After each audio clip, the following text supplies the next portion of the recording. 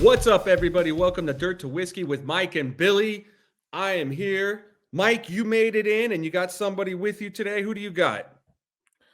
I got Jason Nash from Bolsa Gunsmithing who's joined us for an episode. So it's going to be pretty interesting. And I heard he is our whiskey aficionado today. Bourbon aficionado. And probably there's people who like bourbon and there's people who collect bourbon. And then there's Jason. So I'll never forget the story. One time I stopped by the shop and you're like, oh, I got a couple bottles of this and that. And then, you walk me back in the back room and it's like wall to wall bottles of all sorts of stuff. E.H. Taylor, Blanton's, all sorts of stuff. And my mind was blown. So thanks for joining us today. We're just going to sit here and shoot the shit, and you're going to pour us some bourbon. So what's Billy's drinking Elijah Craig, right? Yeah, so I got a question, Chris, since you are the aficionado. Not Chris. It's Jason. Jason. Yes. See, that's what I was trying to look at. So here's what I got. I said whiskey aficionado. Mike corrects me and says bourbon. And then my Elijah Craig says bourbon whiskey. So explain to me, because I actually don't know, is there a difference, and what is the difference between a bourbon and a whiskey? Bourbon has, I think it's 51% corn is what the percentage is on it, I believe. If I remember right. But and then I think it has to be fermented with 51% corn. Okay. Mash. The mash bill also has to go into new charred oak cast. Yeah, right? new charred oak cast. Yep. And I think it's minimum 4 years. Yeah, 4 years. 4 or 6. I can't remember. Someone will correct us, I'm Yep. sure. Yeah. So what are we going to pour first today? What did you bring? We're going to do Old Elk wheated bourbon. It's a barrel pick from SoCal Wine and Spirits. Nice. That'll work. So as you pour this is just kind of a hobby. So what's the day job? Day job is guns. Gun sales, gunsmithing, pretty much anything guns. Yeah. I brought my that lever action that had been in my family over 100 years down to you, so you guys could go through it. And I'll never forget you told me, don't shoot it. Yeah. it needs some more work, but just put it in a display case and look at it. But the gun thing's cool, so we're going to get into that. But first, let's see what we got here.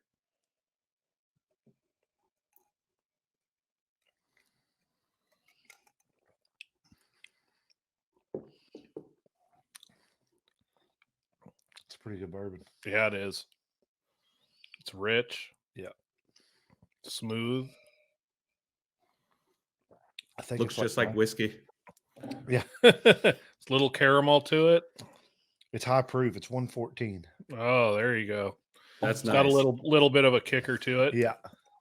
That's pretty good. Mm-hmm. So how did you get into, I guess first things first, let's start with the guns. Mm-hmm. How did you end up getting into the gun industry? My first wife was from California, and we met out of college back in Kentucky, and came to visit California. I'd never been to California, and came out, was introduced to Fred, which I call him my grandfather. That was her grandfather. And just pretty much just fell in love with California, the business. I've always been around guns, grew up with guns. And that's where I got here today, essentially.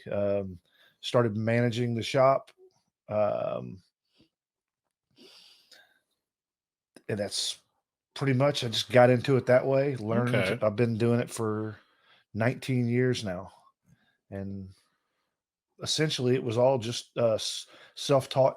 What he taught me about repairing guns, working on guns, selling guns. Yeah, that's those are the skills that aren't necessarily taught, right? Yeah. You got gunsmithing academies, but a lot of times it's that knowledge that's passed down. either through family or through, older guys that have been doing it a long time. And that seems to be, kind of how that whole industry, it's a big industry, you think, but it seems like it's a real cottage industry. Very, very much so. Very much so. He opened the business in 1964, so we're coming up on almost 60 years. That's You're gonna have a awesome. barbecue for that? We're gonna do something big for sure. Yeah, it's back to that lever action. For those that listen, this isn't having a gun guest on may seem a little weird, but how many off-roaders, overlanders, all of us own guns. Everybody's pretty much into firearms. Pretty much all of us are into bourbon and whiskey, so Yep. it kind of all works hand in hand. And it's much like you don't just take your Jeep to any shop or for certain things. I had that lever action that I had a really hard time letting it go to somebody who I could just hand it over to, because it had been in my family since 1897 and I needed it to go to the right hands. And luckily for me, Dan is like, oh, call Jason. So I called you up, brought it by the shop, and I got it sitting oiled up in the sock in the safe. And it's so interesting that's like, I've taken every gun I have, I've taken apart. That's the one gun that I looked at it and I'm like, I'm not touching this. Yeah. And it is true, these days, especially if you are camping or going off grid or anywhere outdoors, especially if you're taking your family and stuff like that. I mean, I don't think there was many trips at all I didn't take a gun with me. Yeah, You have to, really. I mean, absolutely. there's some wild stories out there, and the farther we got out there, I mean, I slept with it every Weirder night the next to me. stories Oh, got. yeah. Yeah. That just bigger the ammo my ammo can got. That's so Yeah. crazy. Especially like when we were way out in northern Nevada or northern California, run across the wrong field, Yeah. Yeah. That's a So- big problem up there too. Mhm. So, I mean, you do some hunting. You go hunting up in Northern California. Do you ever have to worry about that issue up there? I don't really hunt in Northern California much. I've pretty much as far north as I go is like Paso Robles, and it's Okay. all just wine Country. wine country and pig hunting. There you Yeah. go. And I'm sure the growers out there invite you to come on their property because of the hog problems. No, not really. No? It's such a small, like, I belong to a ranch up there. It's right at 10,000 acres, and it's been a hunting club for like almost 70 years. So it's one of those. I think there's 30 members, but we're pretty much strictly just to the 10,000 acres. Wow. So you don't have to go knock on wineries' doors and go, "Hey, you need help with your wild boar problem?" No, don't have to do that. Thank goodness. And you're just strictly rifle hunting. Yeah, just strictly rifle. I don't do any bow hunting. Gotcha. Have you ever been to Hone Ranch? Yeah, I hunted it once this year for upland game. Okay. Yeah, shot pheasants and chucker. That looks amazing. It is a really beautiful place that's only essentially 90 minutes from Orange County. Right. And it's I don't know how big it is acreage wise. 240,000 acres, I believe. Oh, there you Wow. go. Yeah, it's like, if you know how you go up the 5 Billy and you see it on the right hand side, Yes. that's bordered by, I want to say, all the way up, and then it's like part of it is sandwiched between the 5 and the 58. So it's massive how big it is, and they got all sorts of stuff out there. It runs up towards Bakersfield, and yeah, it's huge. To the base of the Sierras. Mhm. Yeah, it's pretty big. So, but you can't do. I mean, you have to be a member, right?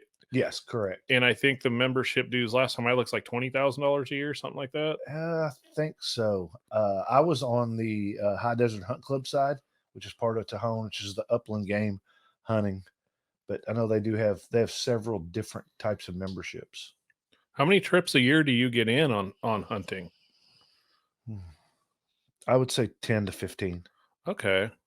Yeah, most of that's done from September through February. Okay. So if I ever show up in the shop between September and February, you're not there. I know where you're at. Yeah, I'm gone on the weekends for sure. For sure. Nice. So is your industry taking a hit like ours is for getting parts? Are you guys are business as usual? Is it getting pretty wild? No, it's pretty bad right now. As far as ammo goes, it's starting to get a little bit better, but we're still struggling getting parts, just like in the off-road business. You know, Sure. we're putting orders in, and most of the time they can't tell us when it's going to show up. Yeah, you've had parts on order for me, Jason, for Yeah, what, 8 months? 8 months. Yeah, for an upper build. Yeah, and I was having this conversation with a friend of mine last weekend that it's like, well, I got parts on order for my 308 upper, and it's like, but I have another one I want to do, and there's a handgun I want to pick up, and if I go through and I do them methodically one by one, it'll take forever. But I know if I tell you get me all this stuff, the way the world works, it'll all just show up at one time, and I'll Yeah. have a giant bill to pay. So yeah, it seems like parts have been really hard to get because I know a buddy of mine's after that Cali Barrett. The 82. Yeah, Yeah. and he's chomping at the bit, and it's same thing like off-road parts, Billy. There's just no ETA. You just can't get one. Yeah. Now I get to do off-road parts and Volvo parts. Yeah. You got some stuff up there in Washington that I just saw that they're going after magazines and all sorts of stuff up there. So Yeah, I'll tell you, I haven't paid. Everybody that works with me is very into guns. My owner just joined a gun club. I don't have the time. The other hobbies kind of take precedence. Raising kids does too, but yeah. I do. I have that lower out here. I've been wanting to get built again. So I'm going to have to do something because pretty soon you probably won't be able to get anything, Yeah. Yeah. Yeah, So. I think they're going after parts as a precursor parts up there too. I think is what the talk is up in Washington. So And so Uh, just you advise against putting it all in a Vans shoebox and sending it down to you? Don't do that? yeah, probably yeah, not. don't do that. Yeah, no. You know what? It's if there's one thing that you don't fuck around with, it's firearm laws Yeah. Yeah. because you'll get hooked and booked and get a case for the stupidest of things in this state. So it's best to just there's all the people that are like, oh yeah, well, they're not going to catch me, they're not going to do this, they're not going to do that, and it's like, yeah, everybody says that until it actually happens to them. So being that I Yeah. don't look good in an orange jumpsuit and silver bracelets, I just prefer to keep everything on the level there. So but yeah, no, if you guys have a similar issue up there that we have here, and it's only going to get worse. So I would advise you, and Jason probably will tell you the same. Go visit your local FFL and start chipping away at it. Yep. Yeah. 100%. 100%. So I mean, how has that been for you as a business owner in this state to try and I mean, that's got to be some hard waters to navigate. You guys probably have lawyers on retainer at your beck and call any hour of the day just to call and ping something off of them, huh? It's crazy how much things change every year. We were talking about the procurement parts just a while ago in Washington. For Washington, we're going to have to start, I believe it starts July the 1st. If you want to come in and buy a trigger, we have to basically put you through a background check to buy that trigger, which is insane. It's just more and more paperwork. I think it was 2 years ago now, maybe 3, when we started the background check to buy ammo. So not just guns, now we have to do it for ammo. We're gonna have to do it for parts. And as a business owner, it just all the paperwork just keeps adding up. And it's more time with the amount of paperwork we have to do. It's astronomical. It's more than any other state. So you gotta pass a background check to buy a trigger for the gun that you already own that you had to pass a background check for, and that you've had to pass a background check for to buy ammo for. Correct. Gotcha. So, I mean, So ultimately it's just all there to deter people, right? If 10 people, if only 8 of them go through with all the paperwork to get what they want. They feel like they succeeded somewhere. Is that what it comes Yeah. down to? It's to make business too difficult, I think. Yeah, me too. That's their end game, I think, is to basically make business so difficult that gun stores just go, we don't want to deal with this anymore.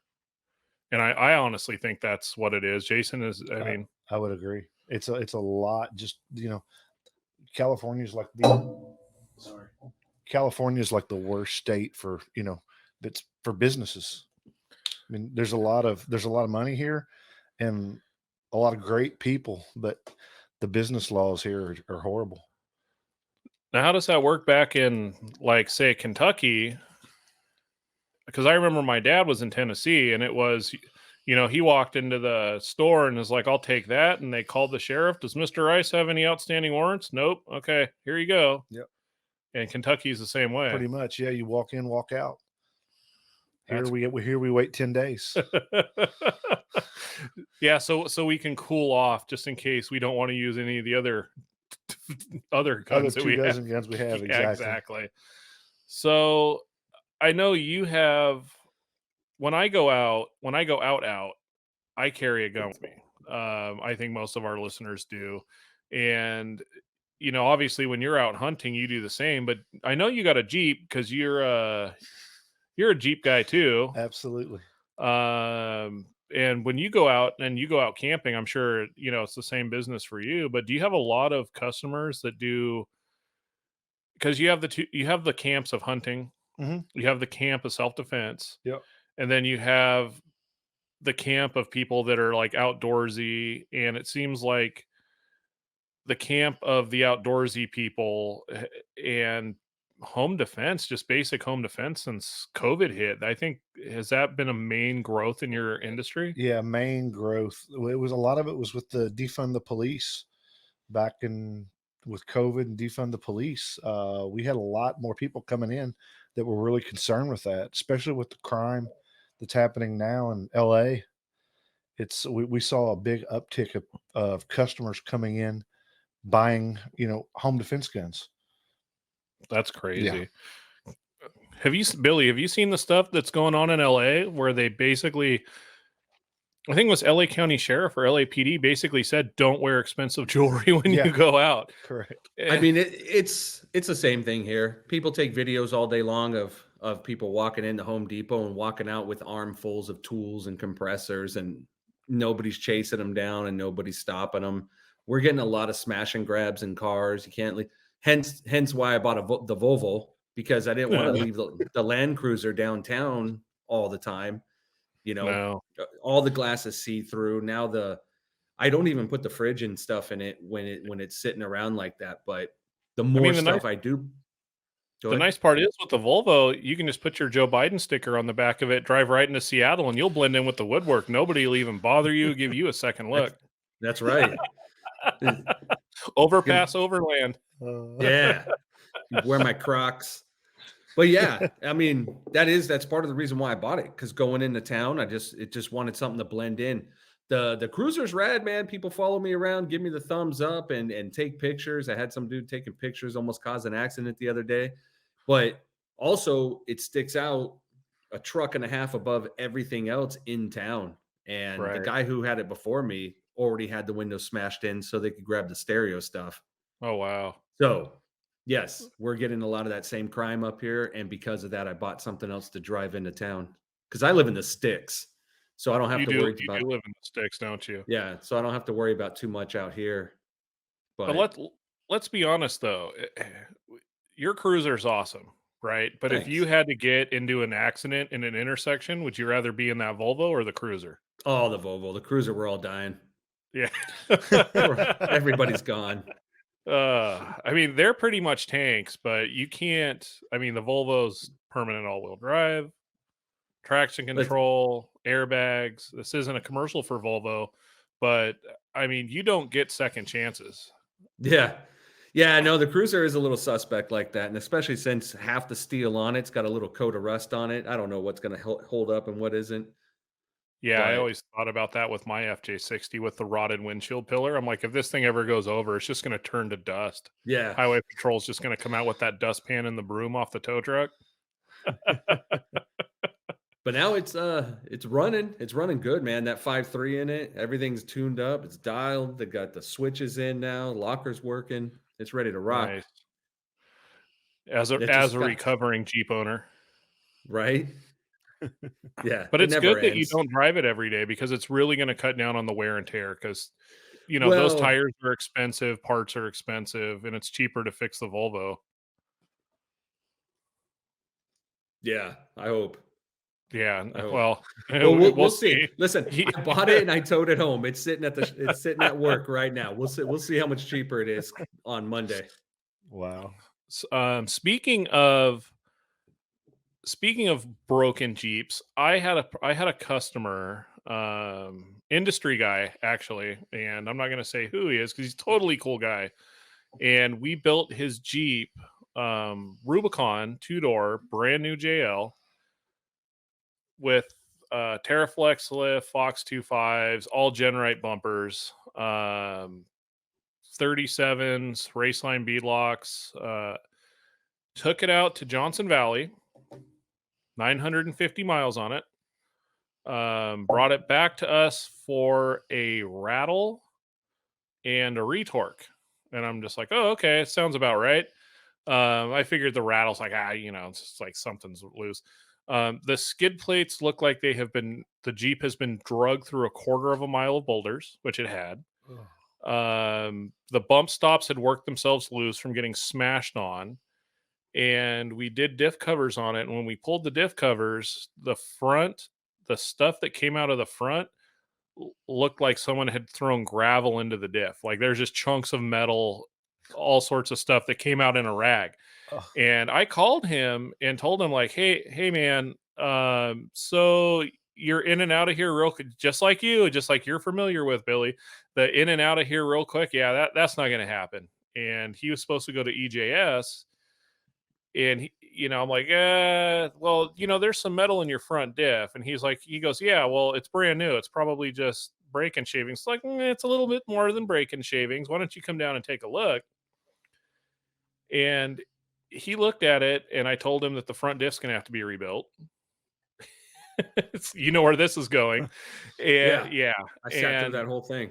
sat through that whole thing. Well, his Jeep has 950 miles on it, and he's like, well, why I told him we're going to get it warranted for you, but why? And he's like, well, why wouldn't it be warranty? It's like, well, it wouldn't be warranty because anybody who looks at your Jeep and sees the rash underneath it and the 37s with chunks missing out of them in 1,000 miles is going to go, yeah, not going to happen. And, he was kind of taken back by the fact that he's like, well, Jeep builds this Jeep to go off road.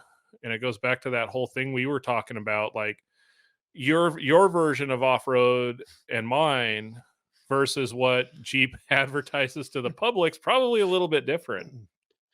Well, it is interesting that still, no matter how big and popular this hobby gets, how adding 1,000 pounds onto the Jeep and 2 to 3 sizes bigger tires, and they're like, why wouldn't warranty cover this stuff? It's like Jeep's not selling it with 37s, No, or was it re-geared? no, those were factory, No. everything, factory Man, axle. he had to be hammering on them pretty hard to blow up the Oh, factory gear. hammer. It didn't so much as blow up as the face of the pinion was gone. It didn't have chunks taken out of it. Like, it wasn't missing teeth like yours, but still, some people just don't understand that aspect that, nothing is 100% bulletproof. And Was it I told him, JL? like, yeah, it's a JL 20. It's a 22 2-door. Yeah. I mean, if I And could I'm do it like, all over again and I still had the Jeep, if I was running 37s or less on the JLs, I'd never re-gear it. I'd do the factory Rubicon 410s and never touch that. well, that's what this is, 410s. That's what I'm saying. But I'll drink to that. and he's like, well, how do I know this isn't going to happen again? And I told him, you're not. If you keep driving it like this, then it's time to move up to like 60s. What industry? Industry guy? What industry is he Off-road. in? Off-road, yeah. So, Yeah. but speaking of Sounds like a ruining Jeep, Milestar guy or something. Jason, when are we going to ruin your Jeep? Because I haven't seen that thing since you bought it. I know. I need to get on that. I'm still trying to figure out what I want to do with it. Just Yeah, go but see, that's why mellow. his still works every day. Yeah, exactly. That's why I say just go mellow. Just basic. I know. I really think I want to do 38s. No, 4-inch lift and 38s. no. 37 is I feel 37 is kind of like with a stop line on a JL before you're putting axles underneath it. All right. You can run 38s, and there's guys who go, "Oh, I can run 40s on stock axles." It's like you can. It's just if you actually use the Jeep, probably going to have a problem. Yeah, it's honestly, it's the longevity part of it. Everybody, it will be dialed for a good camping trip or two. And then Yeah. after that, it's just chasing down whatever wore or came loose. Or broke. Yeah, kind of like what Or- we did. It Yeah, was like just mine was a rotating circle. It was just, but I was doing 2 trips a month at minimum for 2 years. But the amount of maintenance became, I didn't have a car payment, and the amount of maintenance was like a car payment every month. Oh, it wow. was it was on the scale of maintaining cars, it was probably up there with maintaining a Porsche or a Ferrari Yeah, it with was the amount pretty of money bad. you spend a Oh, year. It was wow. bad. But if you, I mean, you did what, 20,000 miles a year worth of Yeah. trips, something like that. Yeah. So, I mean, if you're just going to use this thing as a hunting rig, Jason, Yep. I would try to stick to like 37s and all terrains and just a basic with a 2.5-inch lift on that. 37s all day. Okay. And the Yeah. nice thing is on the highway, it's going to ride perfect. Because Billy, your other JL that we did the Mopar kit on in 37s, that thing rode like a dream. Dude, it's so funny because I was so anti all terrains. I just thought that was such a weak shit. You got to be I- a hard ass with your Yeah. MTs. And then finally having a Jeep with some ATs on it. Oh man, that's why I put the BFG KO2s on the Cruiser, man. It's just Yeah. sails on the freeway, drive straight, no vibration, and they still got so much traction on the trail. I mean, the only downside is if I just get in some mud where the the sides pack on the all terrains, but that's it. But I'm old and fat. I'm not going to get out in the mud anyways, No. especially with manual lockers. Yeah. Well, you got to lock them before you get off road. That's what. Yeah, but by that time it's already too Don't late you for have me. kids? Isn't that what the kids are for? You just tell them to get out of the truck and lock the hubs. Yeah, but that thing, they're like 30 something years old, man. They're not easy to turn. You haven't put new hubs on it yet? No. Yeah, that'll be ding. That'll be the next one. So The thing was, so they were in pretty decent shape when we rebuilt the whole front axle, and it was like it ain't cheap to get new worn hubs. So a couple hundred I just- bucks. just left it. You know, it's cheaper than the tow, but it's No, I drove by your shop the other day and saw that. Was it the 6x? oh yeah, the I was 6x6. like, holy shit. oh yeah, that's Mike's new daily driver. Yeah. You can just let go of the steering wheel and it just keeps going straight. So it's not going to stop for anything.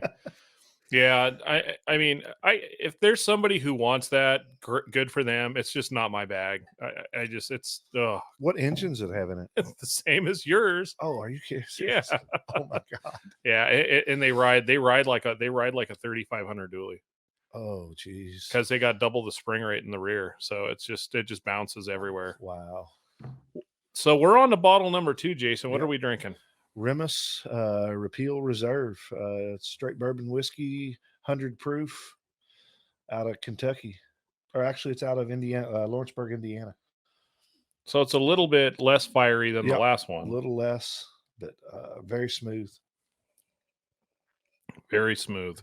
So let's see the bottle. So we can get there you go. That's Very really nice. smooth. How's Elijah Craig treating you over there? It's actually really good. I hadn't had it before. I went off of our last episode's talk about Oh, Elijah Chris's Craig. recommendation? Yeah, just saying it's a good medium price bottle. I think it was like $35. Yeah, that's a sleeper bottle. That thing's really good. It is. It's a small batch, 94 proof. Seems to be doing its job right now. And it's first to char oak barrels. Just reading the label here. So You what can was the read. other You thing can we read were saying? He was saying I was supposed to look for what?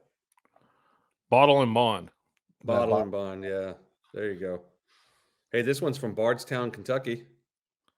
Boom. Bottle and See? bond can only come from Kentucky, right? Is that true? I believe, yes, I believe so. That's a Kentucky. Is it a Kentucky law? I don't think it's a law. I'm trying to remember the way that's Because that's how they written. knew it came from. The bourbon was actually from Kentucky. Yeah, because I guess you can have bourbon, but it has to be stored in Kentucky, but it can be blended somewhere else. Okay. Yeah.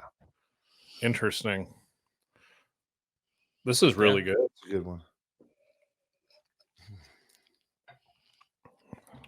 You have any trips coming up, Jason? Yes, Kentucky, I think in 2 weeks for a turkey hunt with my son. Nice. So he's going to come in he's at University of Alabama. We'll drive up and we'll hunt at my grandfather's farm there in Kentucky. Right outside of Nashville, but it's in Kentucky. Okay. Do a 3-day spring turkey hunt. Okay. And now, if you get a bird there, like, how do you get it back? You don't just put it on in the carry on. We will process it there at the farm and then freeze it, and then I ship it. Okay. Yeah. Ship it in dry ice. Yep. 2-day air, dry ice, and comes totally frozen solid. Well, with how FedEx and UPS have been lately with packages, could you imagine losing that thing somewhere in a they'll find it real quick when it starts to smell. Yeah, we get stuff in sometimes, and I'm like, it looks like it got ran over by the FedEx truck. It's crazy how bad these packages show up. So I got a question for you. Mhm. You sounds like you got a lot of roots back there, and Yes. you go back there. And with the challenges that you have in California to actually run a business, are you at all getting that itch to try to pick up and move out of California? Or are you going to try to stick with it? I will stick with it. I love it here. Politics aside, they're horrible. But honestly, you would never do the amount of business that we do anywhere else in the country. There's just too many people in LA, Orange County area. I had Yeah. I think it was Beretta told me one time that with like 200 miles of our shop, I think he said there were 17 million people. Yeah. Wow. You're not going to get that anywhere else. I tell these guys at work all the time, the wild stories growing up in Orange County and the punk scene and the rock scene and the bands and just all the stuff we got to do, Mike, right? As a kid and Yeah.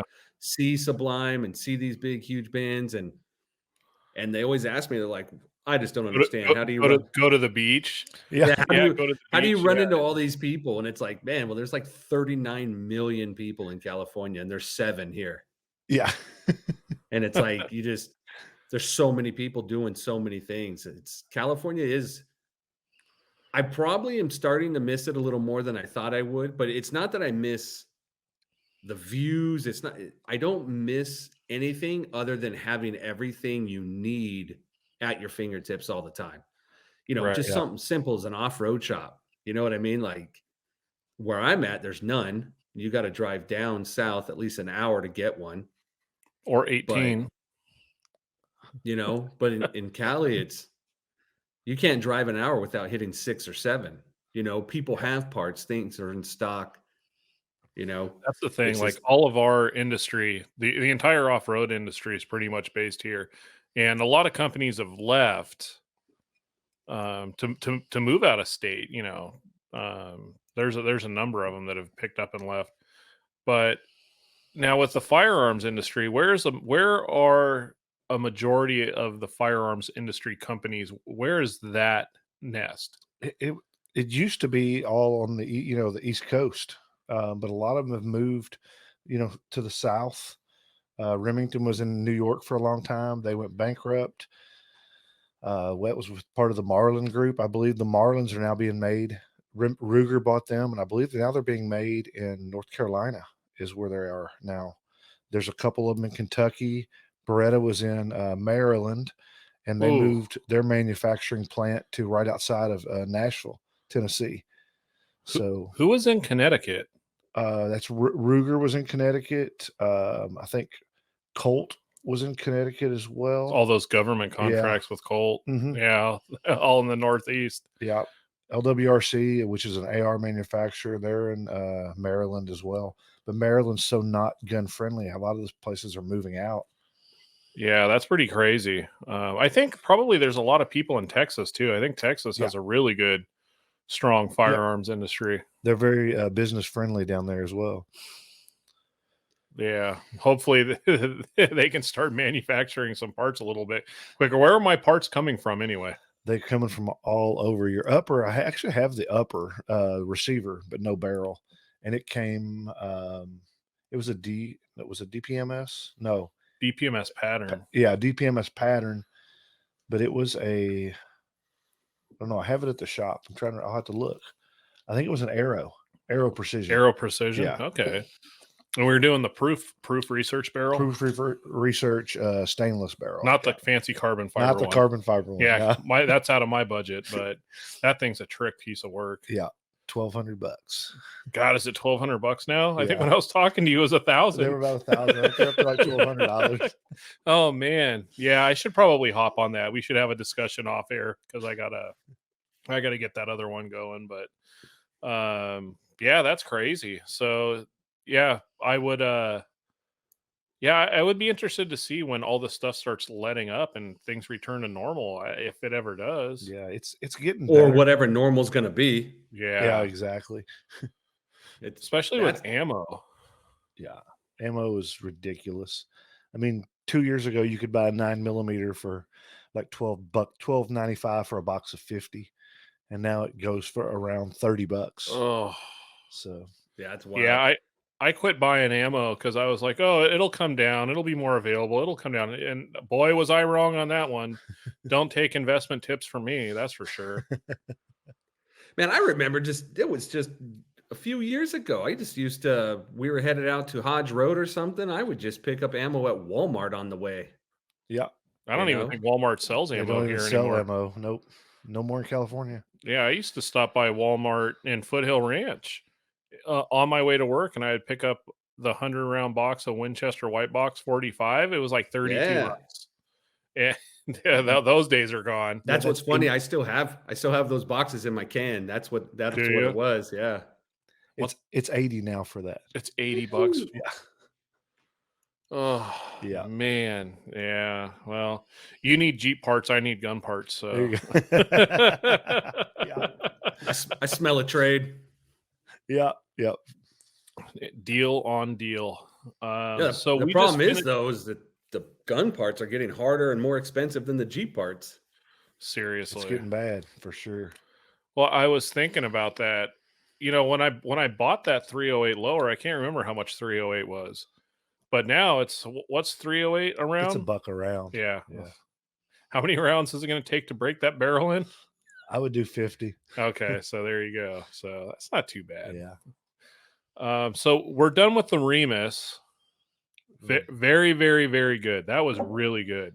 We're going to do an Ezra Brooks Distillers Collection. Go up a little higher on that camera so we can get a good picture of it. We're going to do the there we go. Ezra Brooks Distillers Collection. It was a barrel pick from High Times Wine Cellars over in Costa Mesa. For those of you that are local and you haven't been to High Times, I highly suggest it. For those of you that aren't local and don't know what High Times is, it is a store of mythical, magical proportions that has pretty much most hard to find spirits that you could think of.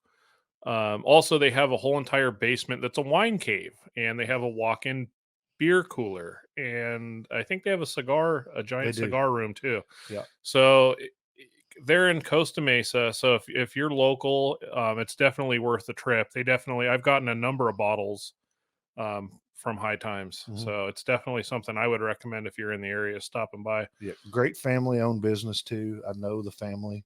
They are they're an awesome company. They've been around, I think, longer than we have. Yeah, since the 50s, Yeah, right? yeah. Yeah. So let's see what this one's like.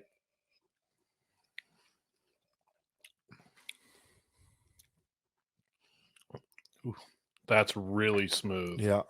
And That's ridiculous. That's dangerously it's a smooth. 107 proof. That's 107. 107, yeah. Yeah, Wow. 107. You know, I think it's weird because when I was in studio, it was just Mike and I and maybe a guest, and that guest would come empty-handed, and Mike was providing all the liquor. Now I'm all the way up here, and you get these top shelf flights going that I don't get any part of. I got to punish you for moving somehow. Apparently, I mean, listen, you provided good swill. I'm not complaining, but No, you shouldn't. now you're getting complete flights. Yeah, but I trip- can't a have trip around the I can't country. have you here because you would be putting ice in this stuff. How dare you? How dare you? I like my I like drinks how you're cool. drinking it out of a wine glass. That's like- all I got. Yeah, I like it. Hey, my wife has glasses like that. She uses them for her wine. How do you think they got here? Not my wife. She has the liquid filled ones that go in the freezer. Oh man. Keep them good and cold. This is really good. That's good. That's dangerously smooth. Mhm. That's a really good bottle. Which one was that? The Ezra Brooks Mm. Distiller's Collection.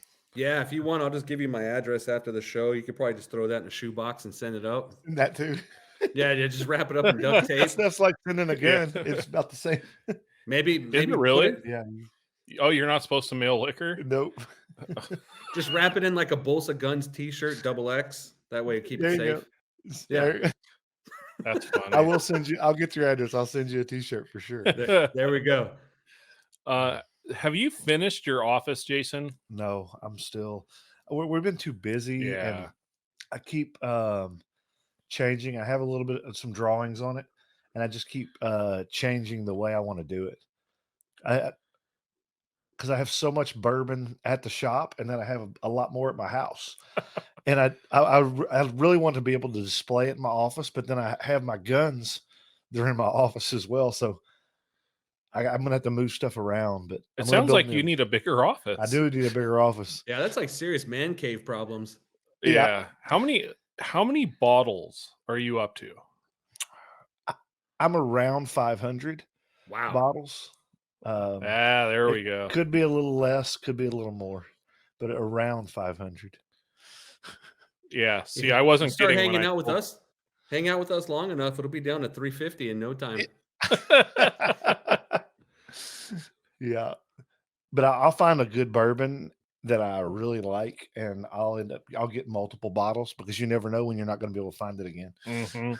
So that's what we were kind of talking about on the last episode was I like drinking it, but I don't know much about it. And that was kind of my thing was like, how do you know when you run across something that you're not going to see again? And that's to me for anybody who's, I don't know. I mean, everything's a hobby now, right? Guns are a hobby, Jeeps are a hobby, whiskey, learning where they came from, the history behind them, how rare they get. So to me, it's really, I want to be able to walk in somewhere and go, oh, I haven't seen that before, and know that it's something like I should get a few of these. Yeah, I've had guys tell me that are bourbon collectors as well, and they've bought a bottle, went out to their car, tried it, then went back in and bought it again because they don't know if they're going to see it again. Like, Yeah. I'm not gonna get 8 bottles, but I'm gonna try one. If I like it, I'll just go right back in and buy some more. Yeah. Like there's stuff I don't pass up. If I see Blanton's on the shelf, I don't drink it that much anymore, but I probably have 30 bottles of Blanton's. And Wow. every time I see it, I buy it because it's one that they're hard to find, and it's a good bottle. So you've collected all the tops then. Yes, What is it true that they give you a train set if you send them all the tops? I have not heard that. That's what I heard. I don't know if it's true, but that's the rumor. Huh. Yeah, I kept my bottle with the top. Yeah, Yeah. I saw a thing on Instagram. I think it was yesterday. There's a guy on there. I think his name's Dan the Bourbon Man. Oh yeah, I follow him. Did you see the lights that somebody made with all the Blanton's bottles? They No. had a bourbon bar, and they took the Blanton's bottles and hung them from the ceiling with it looked like an LED light in them. It was really cool. Wow. But yeah, What you got to do next, Mike? You got to do something cool. That's the most expensive set of lights that there could Yeah. possibly be. And how often do you even come across a bottle of Blanton's? Because I don't think I've ever seen one in the wild, at least not in a very long time. So I got one 2 weeks ago, I think it was, and I actually got it at a Pavilions. Oh wow. Walked into Pavilions, and I go to any store I go into, I go look. If I go in a grocery store, I always scan the alcohol, the whiskey aisle, bourbon, just to see what's there. And it's crazy. Sometimes you find one. So That's I'm gonna great. give an unsponsored plug, but right. the last time I was in Fort Mojave, there is a liquor store called Speedway Liquor, and I follow them. yeah, they had about 10 bottles of Blanton the last time I was in there. Good stuff too, the small batch, and the whole store is floor to ceiling bourbon He and just whiskey. raffled a bottle of Pappy Van Winkle. Oh, really? Yeah, he was doing like $20 raffle tickets. They have everything. They no shit have the ladder that's hooked to the ceiling and to the floor, and then she Roll it. got up there and then slides that thing over. That's how much they have inside that store. Wow. Wow, I have to check Unreal. it out. Mike, do you ever go to the Cypress right down the street from you here? No. There's a Cypress Craft, and yesterday he posted. I didn't see it until later, but they do like pretty much daily drops of bourbon, and he I'm gonna have had. to follow him. Oh, That's So yesterday he put out 2 different types of Pappy, um, a Weller and a Blanton's and a Stag. He dropped all those yesterday. oh wow. But it was Like multiples or just a bottle of no each? multiples. Wow. Yeah, he had a post of Blanton's. There was probably a dozen of them on a counter. But yeah, it's Oh, called so close to And your what is house, he Mike. what is he getting for the bottles? I think the Blanton's was $70 a bottle, which isn't bad. That's no. Yeah. And the Stag Junior was I believe it was $79, which is good. It's a real high proof. It's around 125 proof, I believe. I think I have a bottle of Stag. Do you? Yeah. It's good. I haven't opened it yet. It's pretty high proof. I have a bottle of Eagle Rare. Mhm.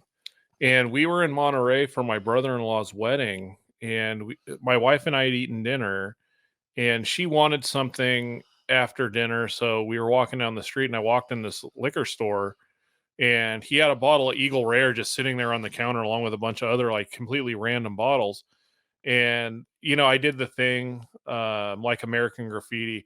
I was like, oh, let me get this bottle of water. Let me get this candy bar. Let me get this other bottle of water. And how about this bottle of whiskey here? I like the label. And it was $35. Wow, that's a good deal. Yeah. And he had 2. And I knew if I asked him for both, he'd know something was up. But I never got back around to get the second bottle. So it just goes to show you, hit those liquor stores. Follow some of the bourbon pages, Mhm. Billy. Yeah. Bourbon and whiskey, and figure out. Yeah, I mean I do, and it just makes It's just everything else in another life hobby. hard. Yeah. It's another hobby. Yeah. I'm like, man, this looks great. I should get this on the way home. Right. Yeah. Yeah. Yeah, you'll spend a fortune. Like I think I'm out of room. I don't even know where you would keep all that. I've seen the back room at the store, but I don't even know where you keep all that stuff. Yeah, I have like at the house. I have a closet that's full, and then I have a big, almost like a curio cabinet that's nothing Okay. but bourbon as well. I wish I had a better way to display it at home, but I haven't. That's a whole other. You need another I need another room. bourbon bar. My dream is to, when I get another house, I want to do a speakeasy inside my house. Do it like a 3-bedroom. Get rid of the 3rd bedroom. Turn it into a speakeasy.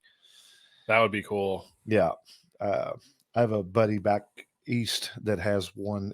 He turned his basement into a speakeasy, That's Nice. awesome. and blacked out. He has the like the copper ceiling panels. Oh, cool. It is so badass.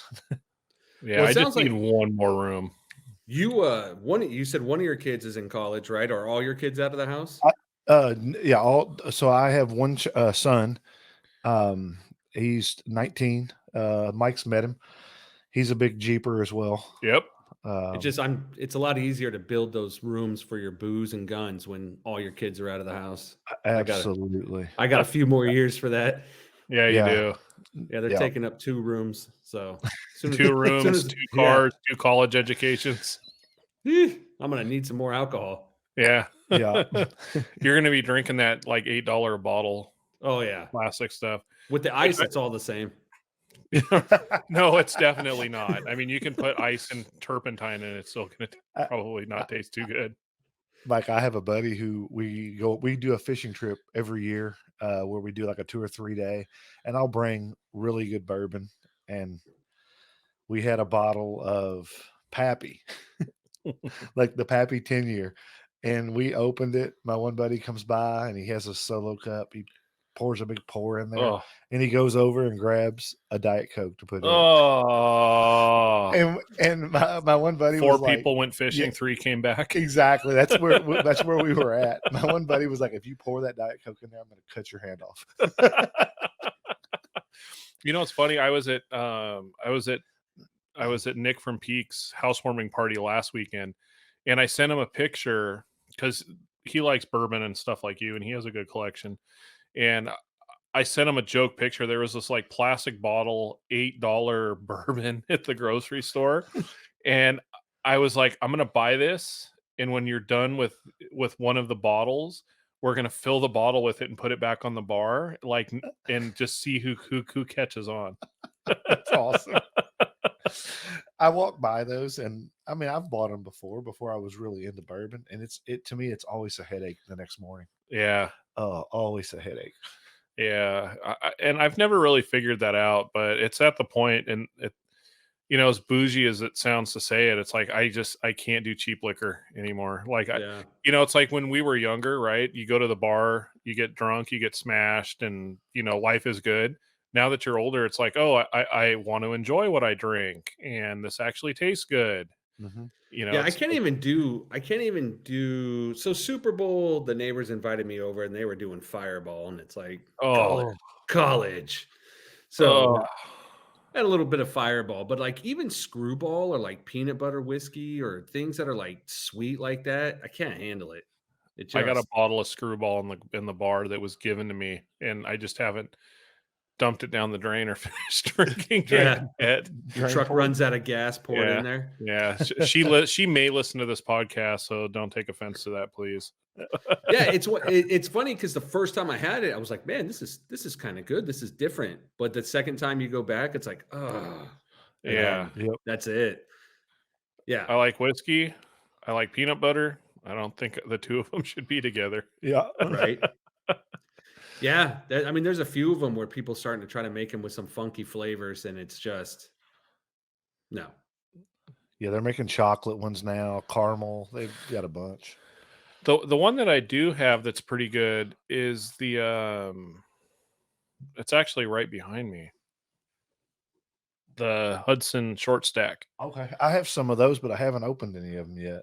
Yeah, it's actually pretty good. They age it in barrels that hold maple syrup. Oh wow! So it'll have a little sweet. Yeah, so it's just a little bit of sweetness, but that's about as adventurous as I get. You should pour him a glass, Mike. Be a gentleman. Jeez. Yeah, I will absolutely. But he just poured us. What are we on to now? This is a bottle of Michter's limited release toasted barrel finish. Oh man, I love Michter's. Yeah, it is really good. The toasted barrel. It's an incredible bottle. Really hard to find. Michter's in general is kind of hard to find. Mm-hmm. God, I can find the green label, the rye, and I can find the like blackish blue label. I was just gonna say the only time I find it, I find the same bottle, and it's usually that green label. Green label. I might still pick it up when I see it too, because it is good, but it's the only one I ever find. Which one is the black? It's like a blackish gray label. Trying to remember, it's like blackish gray, like bluish with like a silver, or the border silver. I can't keep all the bottles, obviously, because I'd run out of space. I'll have to look it up because that was a really good bottle. Because I cycle through them, I try to figure out which ones I like. I catalog it. If I like it, I actually take the topper and I put it in I have a big hurricane glass that I keep all the toppers in. Yeah. Oh, very cool.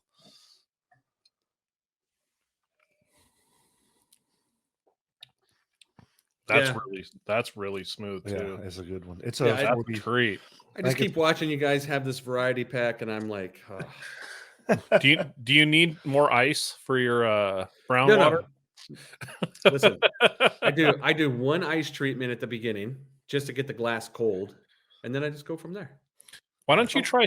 Why don't you try? Is it cold or do you need a little bit of water in it? Which one is it? Which one do you No, like? I just like I like the glass being cold. I like the drink being cold. So you can get. Have you thought about getting whiskey stones? It sounds like a good gift for you to send me. Yeah, you know what? I'll just text me your address. I'll send you some off Amazon.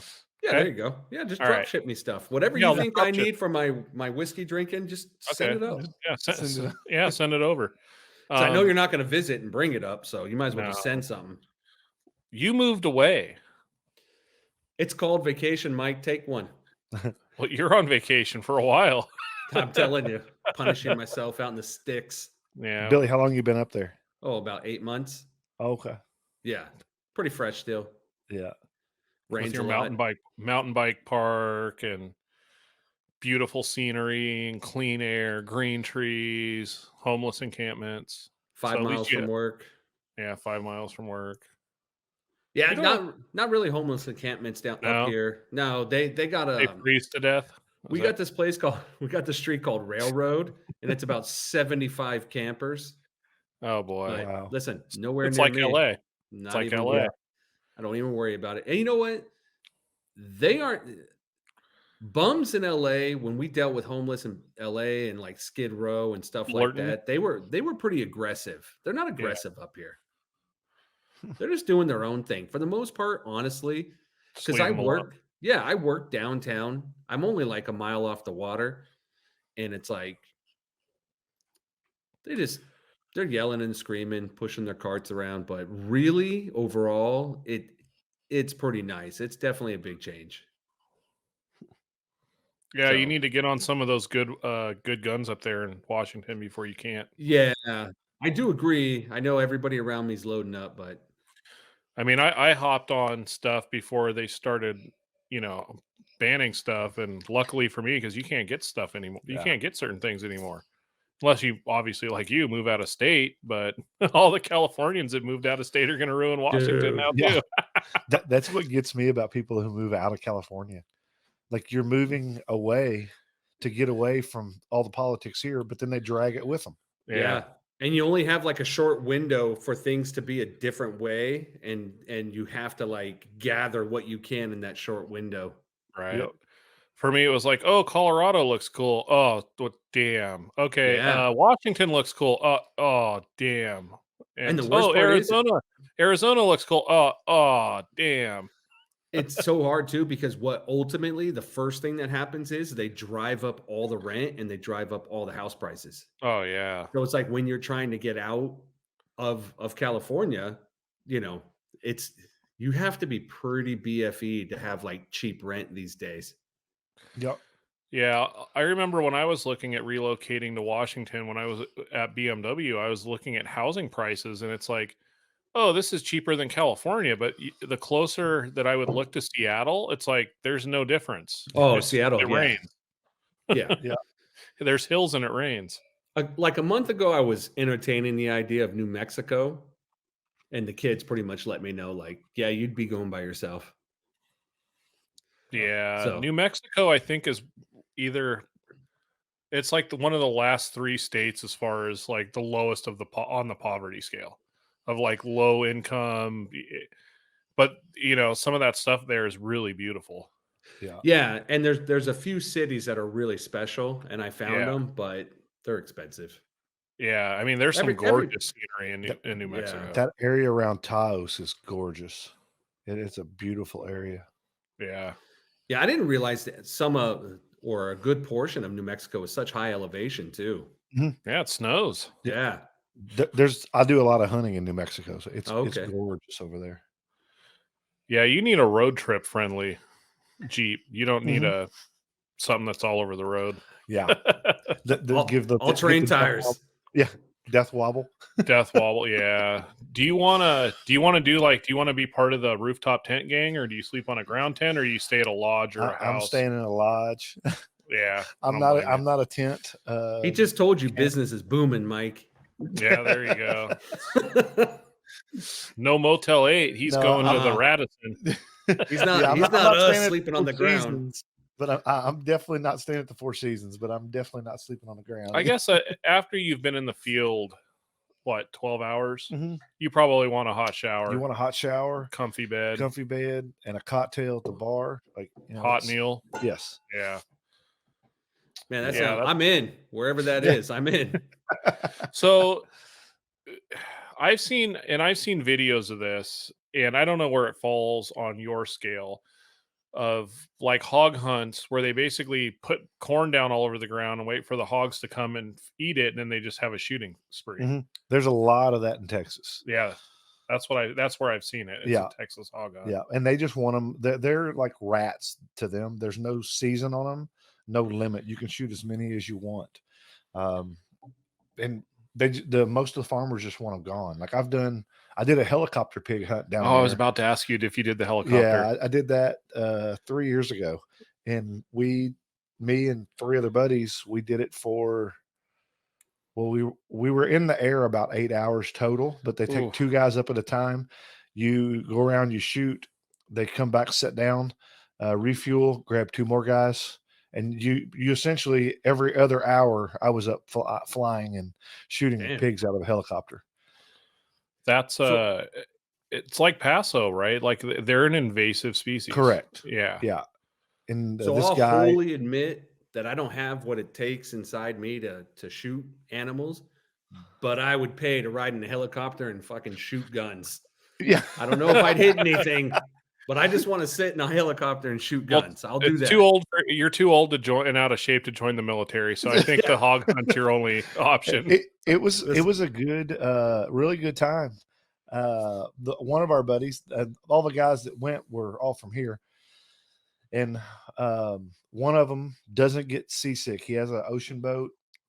We went up, and I went up with him the first time, and 10 minutes in, he got so sick.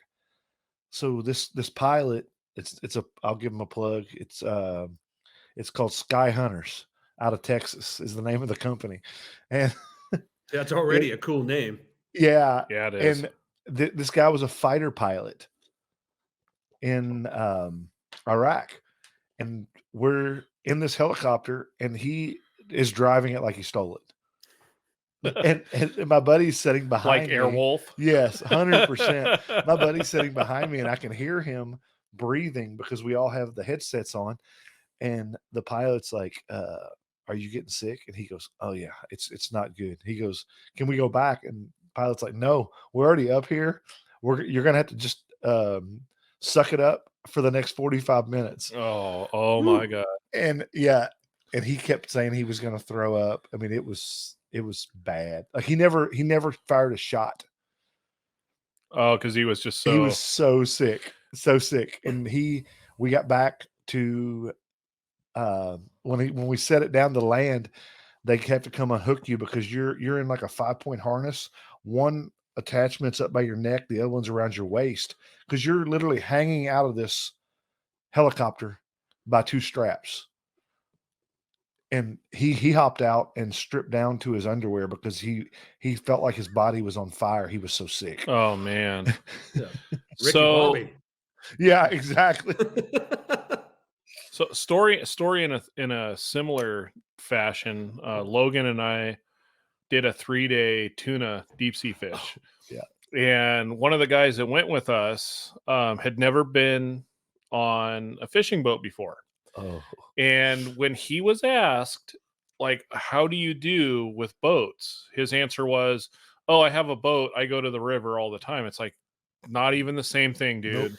Nope. And it was kind of the same thing. We didn't even get past the breakwater, And he was, and it was already, the sun had already gone down, right? So you can't see the horizon, and that's usually what gets people. yeah. And we didn't even get out of the harbor before he started getting seasick. Oh, And it was kind of that same thing. It's like what do I do? It's like, well, don't go below decks.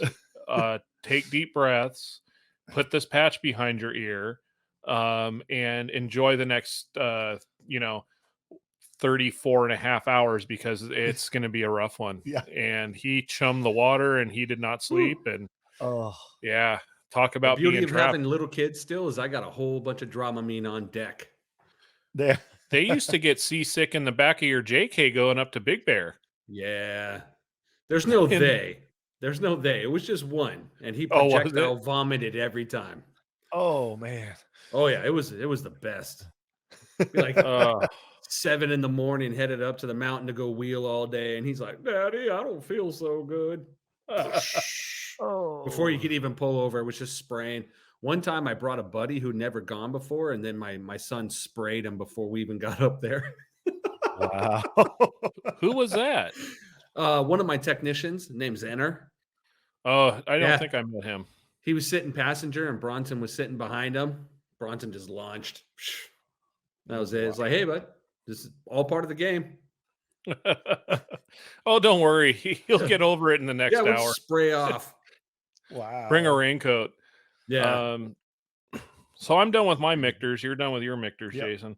Do you want to give this Hudson a short second Absolutely. try? That Let's way you don't try it. have to crack your bottle quite yet at home. Yeah. Let's see what we got here. Yeah, this will be like your shot to go home right here. Yep. I'll actually pour a little more with you boys. I'm gonna go with Elijah Craig, small batch. So there we go.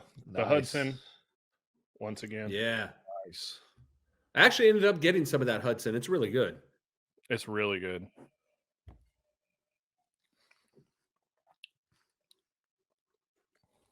Oh, that is good. Really good. Yeah. It's got a grainy taste to it, Mm-hmm. but also just that slight bit sweet. You can taste the maple. Yeah, you can really taste the maple. Okay, it's about 100 proof. That's good. Yeah.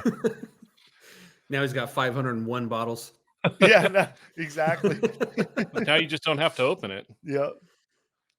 Oh, that's right. You said you already have that one, just not open. No, I don't have that one. I have 4 bottles of Hudson. They have one that's a maple bourbon. It's actually maple. I think it's called maple whiskey. It might be similar to that, but I haven't tried it. And then they have a 4 grain. I haven't tried the 4 grain. I have The thing about the maple bourbon, it could probably be pretty good on your pancakes. With the pancakes. No, No, on the pancakes, Mike. So I will tell you, you need to try Blanton's makes a maple syrup. Really? Yes, it is really good. They also make out of Buffalo Trace. They make a it's called Buffalo Cream. So it's a creamer for coffee. I think it's around 20 proof, Ooh, but it is really good. I know So what I'm that- doing this that's Christmas. no, that instead of sounds pancakes. work approved. Yes, yes. Yeah, people get a lot of better deal out of me. Or you could go the other way and get cheeky, think you can get away with more than you can. I get away with a lot. Are you wearing a square body shirt? I am. That's because I got a square body. Well, I don't you have own a square body anymore. I just Owned got a it, square yeah. body. SpongeBob SquarePants. Yeah. Yeah. See, look at it. See? There you go. It's like a 87, Yeah. like my K5. Except this Wow. one runs. Mine ran. Be honest. I with got it yourself, perfectly Mike. dialed, then sold it because I figured I didn't want to drive it 2.5 hours to the mountains or the desert. Yeah. Because it wasn't dialed. No, it was dialed. It was just miserable to drive. You know, no carpet, rhino line floors, loud. It's just no. I mean, you had literally the same thing, but it had carpet Yeah. and 2 extra doors. Yeah. I Yeah. got a Mine Jeep- drove straight. It was just when you turned, it was the problem. I got a Jeep question for you too on this noise. What do you think about those liners they put in? I think I want to do that to mine. For the sound dampening Uh, on the It helps. Does it? The Gladiators, for whatever reason, the Gladiators have horrendous wind noise where the Wranglers just don't as bad. And the soft tops, believe it or not, are actually quieter than the hard tops. Really? Wow. Yep. The headliners do help a little bit. Okay, I'm gonna put those in mind for sure then, because I hear it. Even my son's has 30. I think he has 35s on his, and his is quieter than mine. Yeah. My Gladiator with the stock Rubicon. Yeah. Yeah. I don't In know all what it is fairness, about the Gladiators. it's shaped like a mailbox, so Yeah, true. Yeah, but for whatever reason, and Dan has our shop Gladiator, but he never drives it, and he drives his Ram because he's on the phone all the time, and he can't have a conversation on the phone because of the wind noise. Mhm. So you're probably dealing with the same Same thing. thing. Yeah. Correct. Yeah, no, the panels do help a little bit. I'm gonna add those. Then. That's easy. You can do that yourself. Yeah. Oh yeah, super super easy. You can snake them in without getting the hard top off. Oh, cool. Yeah. That's good. well, boys, We wrapping up? I know we're getting Yeah. close to the end, but this is good drinking tonight. Absolutely. And Yeah, it everyone's is. out of my house, so I'm just going to party with myself when you guys are gone. There you go. All right, so I guess we'll wrap it up then. So, Jason, thanks for coming on. Yeah, it's really talking good to shop. meet you. Yeah, nice to meet you too, Billy. Yeah, thanks. Thank you all for having me. Yeah, Absolutely. absolutely. I look forward to my sweet shirt and shoe boxes full of whiskey and guns. I can't wait. Yeah. Let's just admit to felonies right on our podcast. Yeah, that's not going to happen. But Yeah, I'll get a shirt for you, and I'll send you a shirt. absolutely. You're the man, Mike. So, and I'll send you some whiskey stones. Yeah, whiskey stones, maybe whiskey glasses too, right? Yeah, I might as well just send you a care package, so so you can level up a little bit with your Elijah Craig. At least you're off that like plastic bottle Kessler that you had last visit. But dude, that stuff was such trash. I had to go with what I had. All right. Now we're gonna do a shitty whiskey episode at some point. And I think it'll be hilarious. Yeah. But Jason, I don't know if I'll find it up here, but did we ever get the cold cock? That's what it's called, right? $15. You just go to Home Depot and go to the paint thinner. No, but I don't think I can. Cock. Yeah, I don't think I can get cock. it up here though. You're gonna have to send me some of that. It was probably banned after it made all those hillbillies blind. Gave everyone hairy palms. Yeah. Oh, right. Funny. Great episode, Jason. Thanks for coming. Thank you, Jason. Thanks for you guys. bringing all these awesome bourbons. welcome. It was really a treat to get to taste this stuff. Yeah, does that all get left behind? No, I would not even. No, I wouldn't even take it. It's no. But yeah, no, it's thanks for coming out. Thanks for talking shop. It's definitely great to get a little bit of a break from our normal conversation of rigs and camping and this and that. Talk about firearms, hunting, stuff like that. Anything you want to say? Anybody you want to plug? We can find you on Instagram at Bolsa Gunsmithing. Bolsa Guns. Bolsa Guns. Yep. Our website's bolsagunsmithing.com. We do a little bit of everything as far as we can sell you a gun, build you a gun, whatever you're looking for. And you have some very, very nice stuff. So yeah, we do have quite a bit of stuff in inventory. And if you don't have it, you may not be able to get it, but I'm sure you can, given a long enough amount of time at this point. Exactly. But, yeah, I don't know who runs your Instagram page, but all I felt was money leaving my bank account when I was scrolling all those pictures. There was this, dude, that Glock. There was I'm not beautiful guy, but now I want a camo. It looked like, I don't know what it was. I was going through. What's that? Yeah, with the gold barrel. Yeah, I may have to get on that train. I was like, right? I don't like Glocks, and I saw it. A lot of the custom ones. I was like, that's pretty nice. I could. Yeah, do Mike that. doesn't like his guns reliable. Yeah, I tell you, a Glock's like a Jeep. Like you buy it and you can never just keep it the way it is. Yeah. Oh, is that basically the one that you just buy and it's just the down payment on all the stuff you're going to change? That's it. There you go. It's like a Harley, just like a Jeep. So I got a G21. It's bone stock. Oh man, we'll have to change that. Yeah, I Jason- feel poor already. Jason, we got to get him on. We got to get him squared away on what to do up in Washington. So Absolutely. well, he make hay while the sun shines. exactly. All right, good deal. Jason, thanks again for coming out. Billy, it's always great hanging together, Absolutely. talking, drinking. Still miss having you in the studio, but this seems to be working out. Thanks to producer Kaylee. Thank you. Is amazing. Kaylee's a rock star. So go ahead and I guess take us out. Well, thank you everybody for listening to Dirt to Whiskey with Mike and Billy. We did it backwards that time. Yeah, and don't forget to like and share our podcast. That helps us grow. Absolutely. Any love we can get, any shares we could get, it's highly appreciated.